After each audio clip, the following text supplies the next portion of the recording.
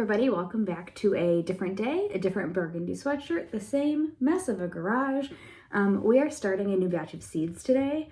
This video I think is going to be a combination of starting this new batch of seeds, which will go through everything that I'm starting, which is a lot. We're also going to have some garden planting time for the onions, and I will show you what I'm going to be planting for that. And then we'll take a trip out to my outdoor, like all of the garden. I'll show you my garden beds, all the containers we grow in. We're definitely going to plant onions. We might plant potatoes. I need to double check when my potato date typically is. And I'll also give you an update on the seeds that we started the last time.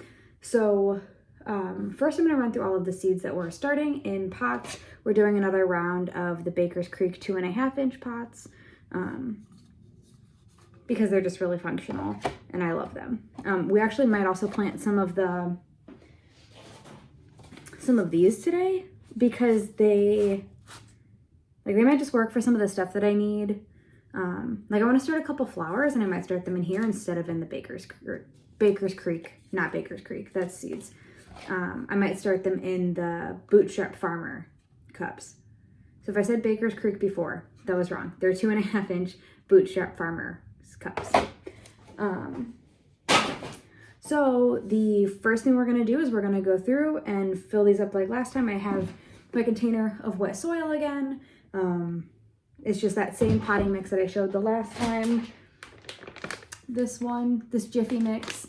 And we're going to fill at least all of the Bootstrap Farmers cups for now, and then we'll make a decision about the other cups later. So as per the last time, we are going to time lapse music over this while I fill all these pots.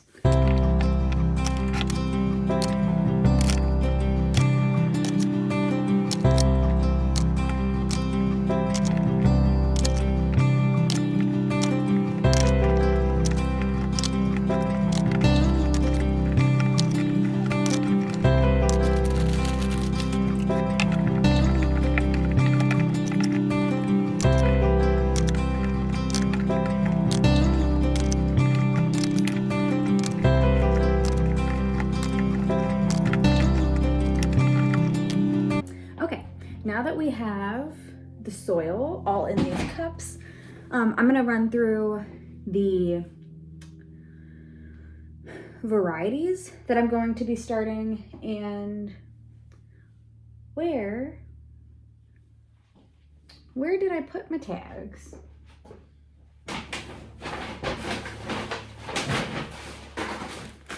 Got them.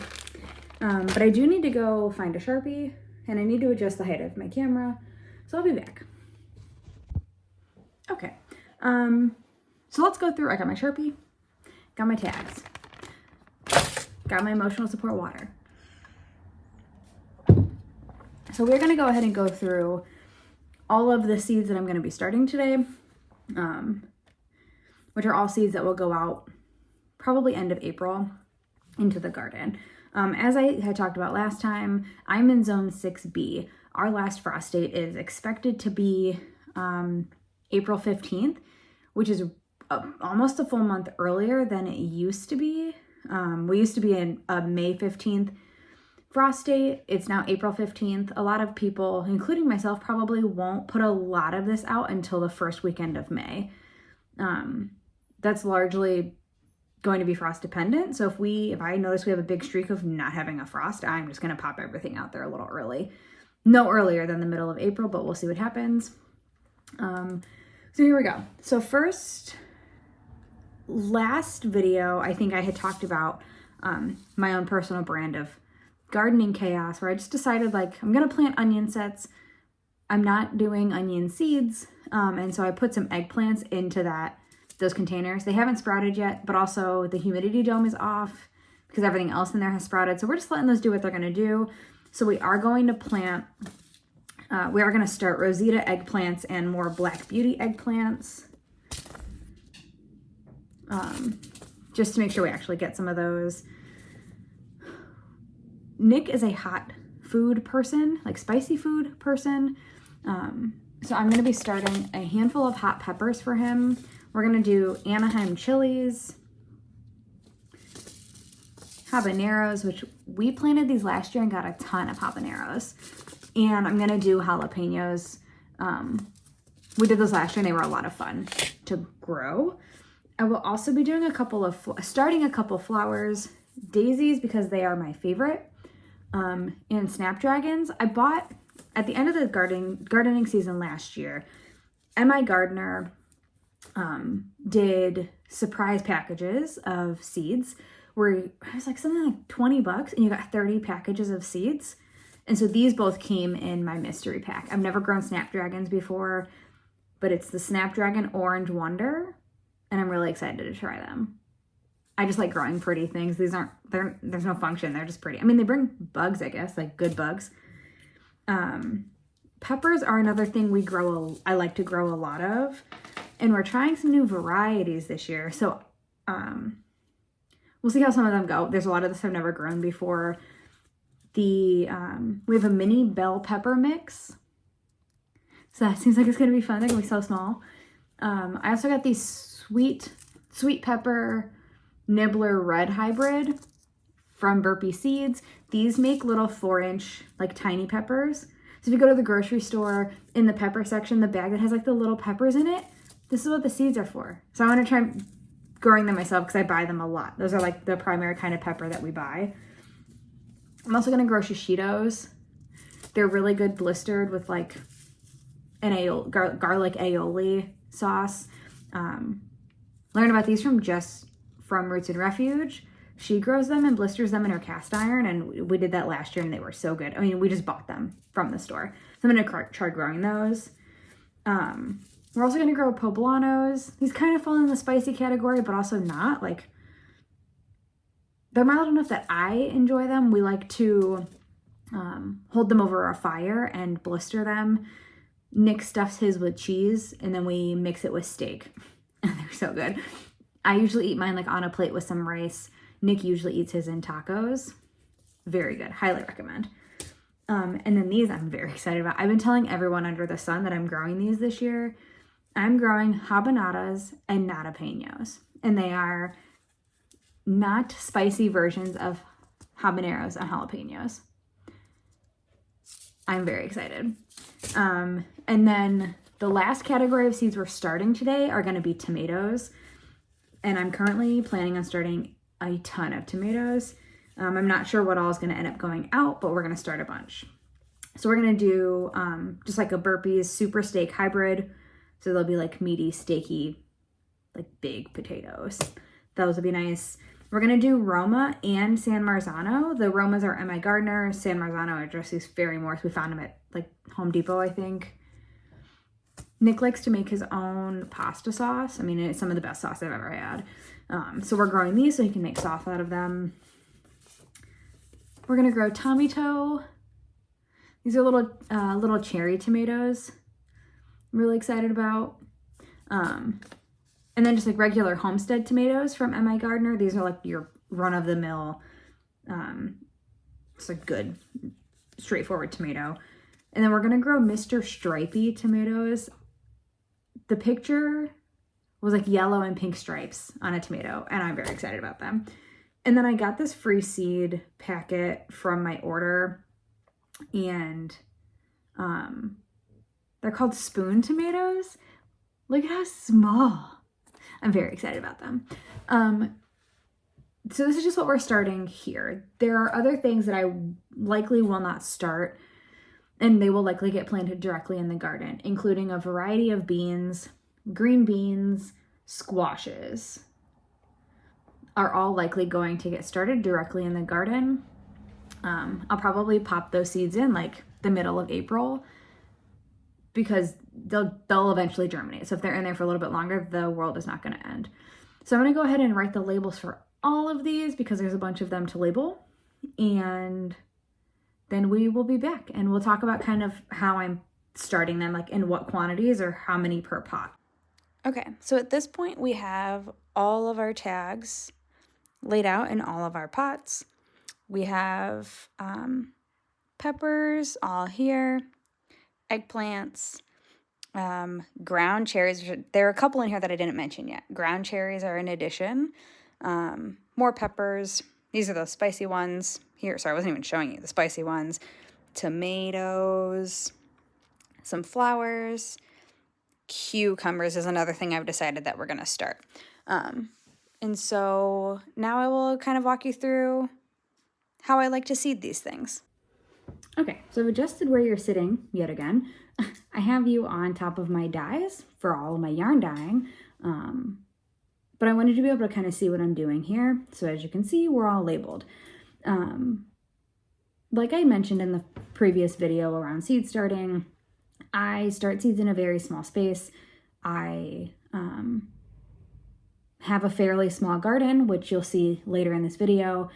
And so the way that I tend to sow almost all of my seeds when I'm starting them is I do multiple seeds per pot.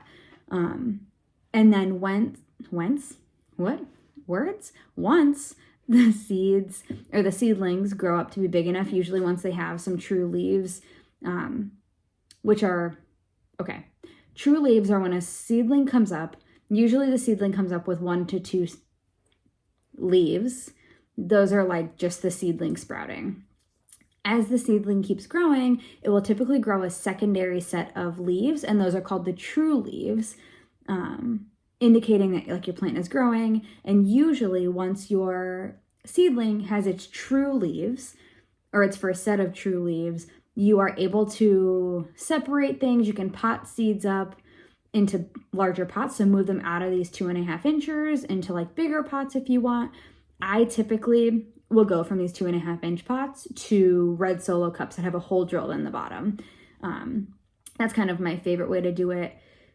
And so most of my seeds, I will start multiples within one pot and then separate them out into red Solo cups. And so the way I kind of do that, I'm going to use the Sharpie for this. I'm going to go through and pop a hole in all of these. Most of these seeds are kind of are fairly similar in size, except my cucumbers, which are big. And so you typically want to plant a seed 2 times the depth of the width of the seed, which is not a lot. Like that's a fairly shallow depth for most of these seeds. The whole idea is that there's a finite amount of energy these seeds kind of hold in them in order to bust through to the surface, given the right soil, the temperature, the water, all of that. If you plant them too low, they'll never make it to the surface. If you plant them too high, their roots won't actually like take hold. And so I'm just gonna pop, so I don't have to stick my hand in the soil. We're just gonna pop little shallow holes. Oh, that was too much. Okay, pack that in a little. Through all of these. So one thing I am starting today that not everybody will agree on, and I think this will change person to person, not even just zone to zone, so people in the same zone can feel differently about this, is I am starting cucumbers indoors. Your packets say that you can do it. Now, this is filthy. Okay.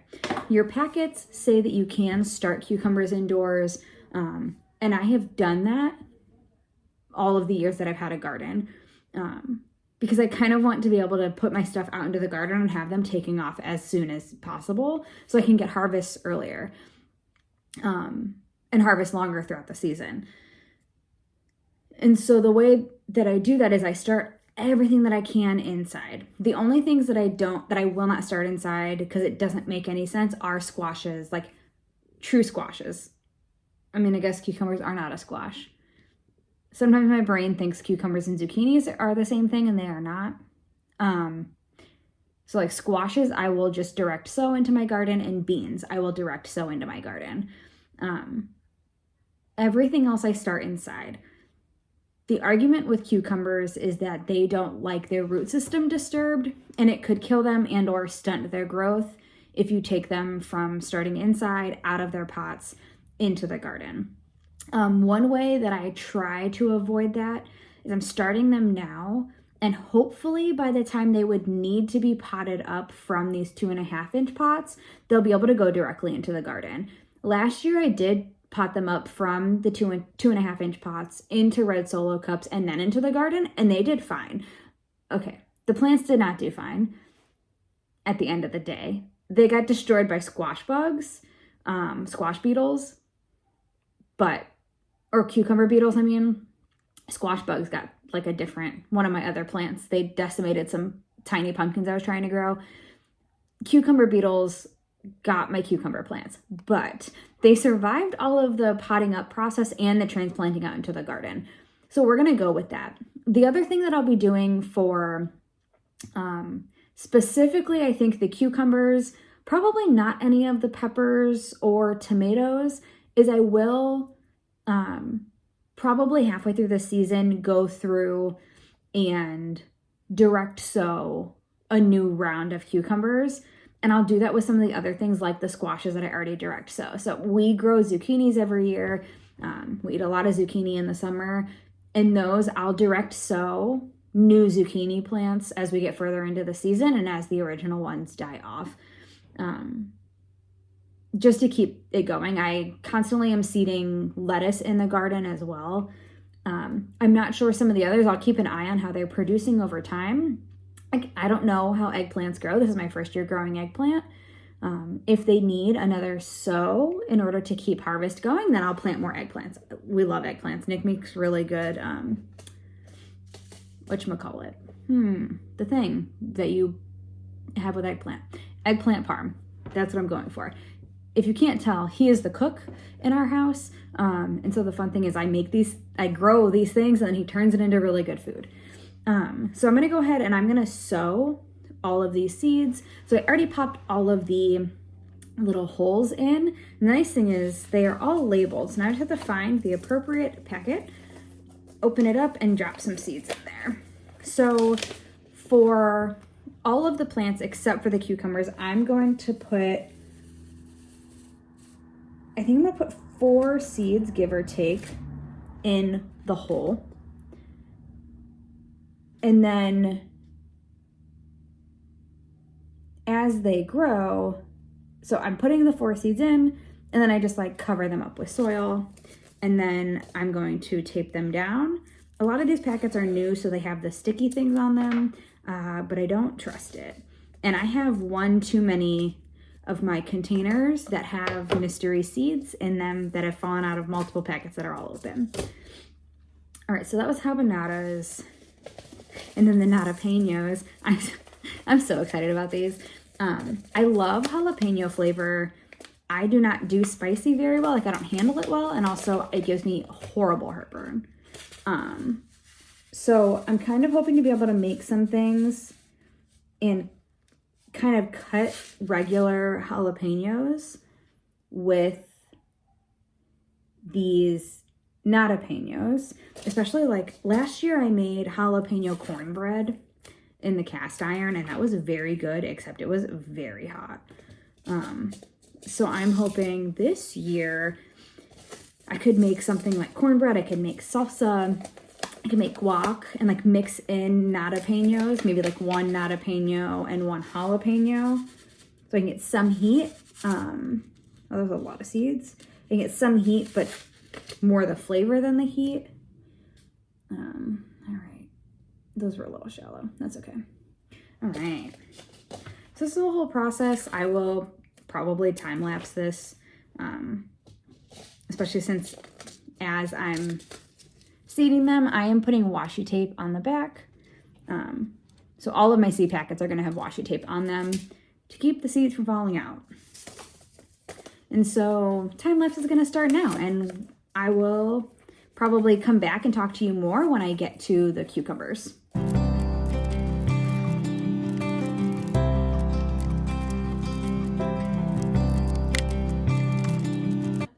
I'm going to come back in now and say that I'm changing up the plan slightly for a couple of things. The Anaheims and the habaneros, I'm only going to plant 2 of, or sow 2 of, rather than sowing 4 like I'm doing everything else. Because while I know that Nick wants me to grow these, I made him sit down with me and tell me what all he wanted. I know he wants me to grow them. We didn't use a lot of these last year. We grew a ton of peppers and kind of used them very sparingly. I mean, we also had an issue where our Anaheim peppers weren't ripening. They were staying green and then going bad. So instead of sowing I'm also going to sow only 2 jalapenos because our jalapeno plant, we had 1 plant and it was insanely prolific. Like the number of jalapenos I pulled off this plant was unbelievable. So we'll sow 2 of those. Just with the idea of I only have so much garden space. And I want to kind of reserve room for some of the stuff that we want multiples of, like multiple eggplants, multiple pepper plants, or like sweet pepper plants, things like that. Whereas the habaneros, jalapenos, and Anaheim chilies, we're just going to use less often. Something that I didn't mention that we are going to grow again, we grew them last year, are called ground cherries. So I've been growing the Aunt Molly's ground cherries. I think there's another version. So these are basically, I learned about these on the Roots and Refuge podcast. Oh God, these seeds are so small. Okay, we do not need this many. Wow. I learned about these on the Roots and Refuge podcast. Now, they're kind of, I'm trying to figure out how to explain them. So it says they're a Polish heirloom variety that are very sweet with a hint of tartness, and they're an excellent choice for pies and preserves.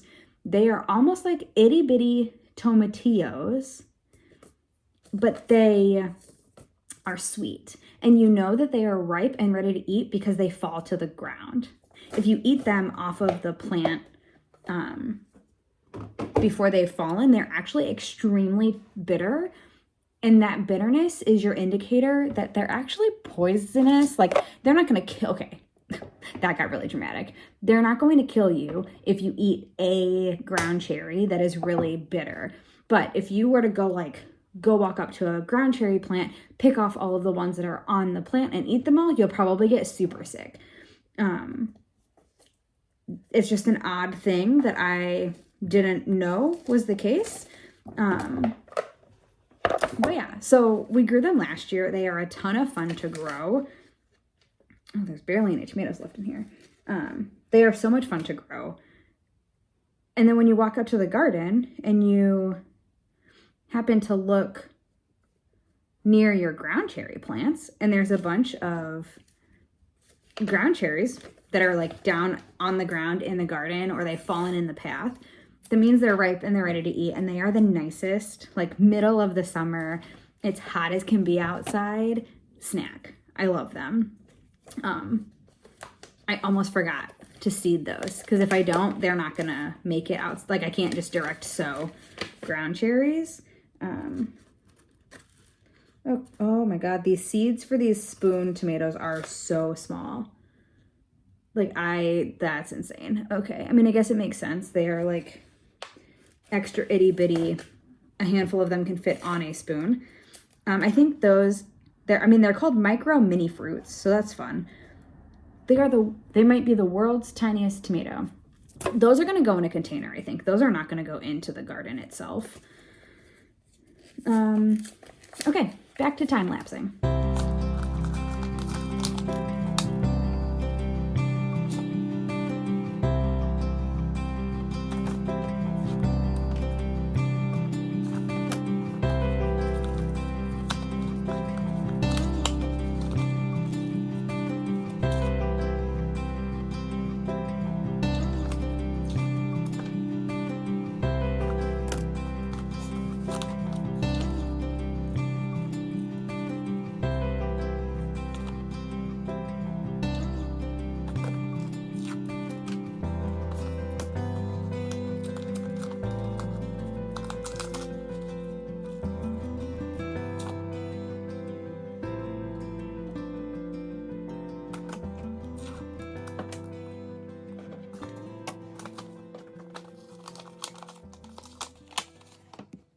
So we're back. We've made it all the way to the cucumbers. But another thing I thought about that I won't sow indoors, but I will sow directly outside, are going to be sunflowers. We grew them last year, and I love growing them. So we will start those outside. So I'm going to be starting straight 8 cucumbers, which are just like your plain cucumbers. I I'm doing 2 seeds per hole simply for best chances at germination. I'm not sure that both will be kept. Oh, I just flung a seed somewhere. I'm also starting a lunchbox hybrid and a muncher cucumber. They're the little tiny cucumbers. I am starting extras of these for a friend who's starting a garden for the very first time this year. So these ones, I think I'm also going to sow 2 per hole, just in the hopes of these germinating really well, because I don't want to have to go back and like have no cucumbers. So we're going to do that.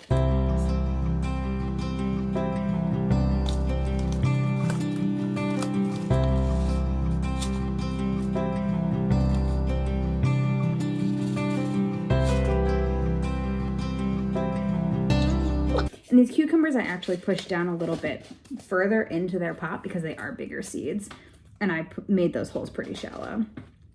So now I'm just going to tape these cucumbers up, clean up the mess that is my table because it's covered in seed packets. And then I'm going to take these guys downstairs and I will show you a little bit of what's going on with all of the seeds that we started a couple of weeks ago. Okay, now these guys that all the ones we just sowed are on their shelf with their humidity dome, their lights, and their heat mat.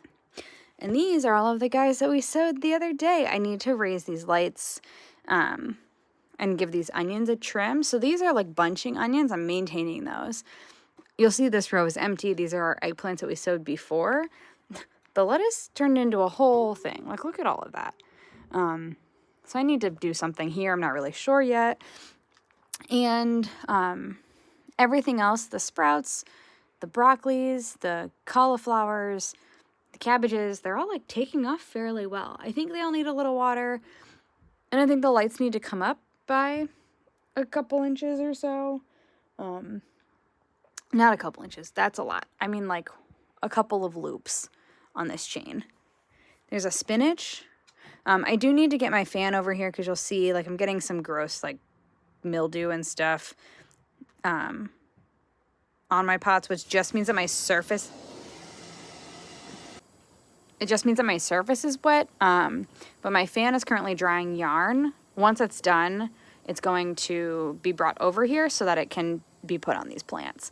Other than that, these are all looking really healthy. I'm excited to watch these germinate, and we'll see where they are in a couple weeks. Hi, everybody. Welcome to outside of my house. I am going to be planting some onions today, and I figured I would show you my outside garden, kind of show you how I do onions. It's March 17th today,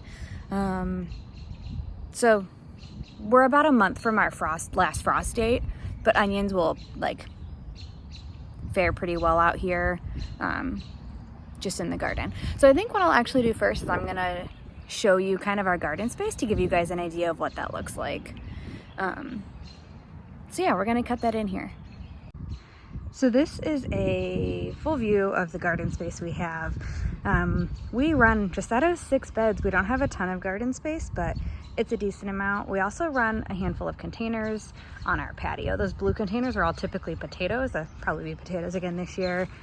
And so we have these garden beds just made out of 2x6, 2x8. I don't know. Nick built them. I helped, but he did it. Boards filled with soil and these T-posts with some like chicken wire. It's pretty thin. I mean, you'll see how like, I think these were snap peas these were green beans, and it like bent the whole trellis. So in this bed right here, you'll actually see that we have little garlics. Like all the green that you can see is garlic that we planted last year. And so we are going to be planting yellow onion sets and, oh, it's windy, and red onion sets. One downside to buying these, just like I bought these at Home Depot, one downside to just like picking these up at a store like Home Depot is you don't get any information about the actual variety. You just know that you're going to get a red onion or a yellow onion. But we did this last year and it was fine. We're not super picky about which sets we're using, and we just used the last of our, so we only did yellow onions last year. We planted them in that bed right there. That is my strawberry plant. I'll take you over to see that. Actually, we'll do that now. So I put one strawberry plant in this bed. As you can see, somehow this survived our winter. So you'll see here is kind of the center of that plant. I am not sure how this survived. And it actually, during the summer, vined over, like it put up a bunch of runners. It like planted itself. This is planted in my rock pathway, and then it like got all the way over into this bed. So I am going to potentially like get any healthy plants and move them somewhere else. But it's a like there, yeah, there's like that's one plant. I could take this like this whole one plant out and like put a bunch of strawberries in one bed. It's nice to see things that are green again, even though like this is all just weeds, but it's nice that it's green. I miss the garden so much. We've got quite a bit of cleanup to do before actual garden season. Oh, this is our gnome. He doesn't actually have a name, but we love him.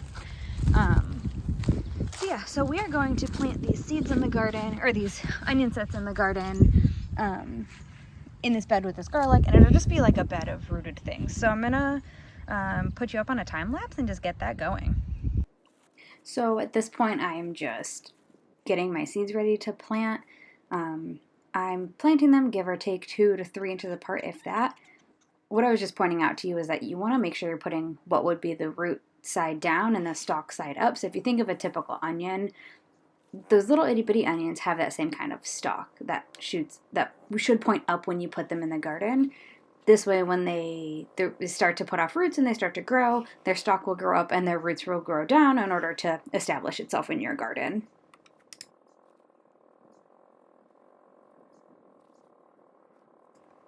And what I don't show you here, I mean, I finished the entire bag of yellow onions, and then I do the same thing with the red onions. So I ended up filling this entire space with, I don't know, probably 130 some odd onion starts. We'll see how many of those actually grow into full-size onions by the time they're harvested. Happy first day of spring! I'm gonna turn off the fan for now. I have a fan set up on a box for my seedlings, but it makes annoying noises. Yes, hello, happy first day of spring. At least I think that's today. Wait, is that tomorrow? I don't know. It's Monday. So this video that you're seeing is going to be piecemealed between like, I don't know, I think Friday to today, maybe Saturday to today. A long span of things. You probably will have seen some crafty stuff and some gardening stuff, but I wanted to give you a seedling update for all the seedlings that I planted, actually probably at the beginning of this video, which means this video may have spanned from last weekend, because I planted a bunch of new seedlings, and then I wanted to give you an update on the old ones too. So I'm going to flip you around and give you an update on all of that stuff. Okay, so this is our old tray. As you can see, we have all sorts of stuff doing some things. We have our broccoli row here, which is doing okay. We need to get these potted up into like good soil, because this, I don't know if you can see this discoloration. This is a nutrient problem because potting or seed starting mix is not super nutrient dense. It's basically like got enough to get them growing. Now that there are all of these leaves, these guys can get potted into regular like potting mix or garden soil. And that's happening for a handful of them. Like these Brussels sprouts also have a weird coloring issue. For full transparency, because this is real life here. I don't know what I did here. Those cabbages are dead. Like dead with a capital D. I don't actually know what happened. We've also got, so another thing you'll notice is, so these are all kale here. You'll see that we have like these really nice curly looking leaves and these weird yellow ones. These were the original leaves that came up when the seed sprouted, and these curly leaves are the actual kale. This is fine. Like, these leaves doing this doesn't actually matter all that much. It's your, like, true leaves of your plant that you want to be most concerned with. My spinach is doing a nice thing, and my other one is finally, oh, sorry, you were, like, looking at the floor. I was looking at the plant. My spinach is doing good. We've got lots of little leaves. Oh, and this guy is finally going to sprout. This is the lettuce that I seeded, like, way too heavy, and I'm just letting it do whatever it wants. I kind of don't care. And then this is the eggplant row that we planted after the fact. And they're all just thriving. So that's exciting. And then these are bunching onions, which I need to trim. I guess you can give them a haircut and it keeps them from, like, falling over. So with a lot of these that are cold crops, so like my Brussels sprouts, broccolis, cauliflower and cabbage, plus my spinach and kale, I might be able to plant them out this week. And I'll explain a little bit more about that in a minute. So these are the plants that I started at the beginning of this video, or earlier on in this video. I'm not sure how I'm going to order everything yet, but I probably started them almost a week ago. So it's been a while. But as you'll see, we've got little tomatoes. Those, oh no, I lied. Those are Black Beauty eggplants. These are all tomatoes. All of these green sprouts. Let's see if you can peek in there. Yeah, there's so many sprouts. And our cucumbers are just like taking off. So we have a bunch of stuff sprouting. Actually, I'm going to try to pull this off for a second. This is not easy to do when the lights are low. Okay, actually, I just need this corner. So you'll see here that this guy is like stuck in his seed. Oof, okay.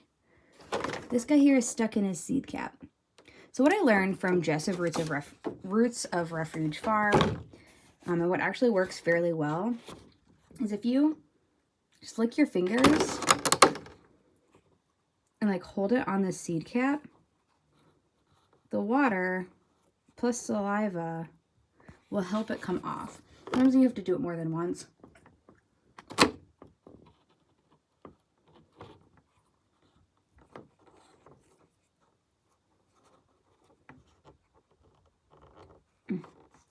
It's not going. It did it I was doing it fine the other day.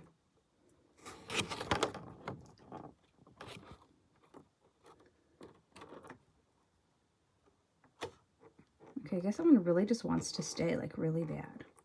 Okay, I broke the leaf. Everything's fine. But it came off. Well, yeah, so you can see there's, like, all sorts of little tomatoes popping up. I've got flowers popping up back there. Those back 3 containers are flowers. So, yeah, these are thriving. They are on a heat map with the lights. I'm trying to wait until these peppers pop up to pull off the dome. But I'm not sure if I'm going to be able to do that because, like, my cucumbers are starting to almost reach the top of the dome. So we might have to take it off and let the peppers just kind of figure out their lives.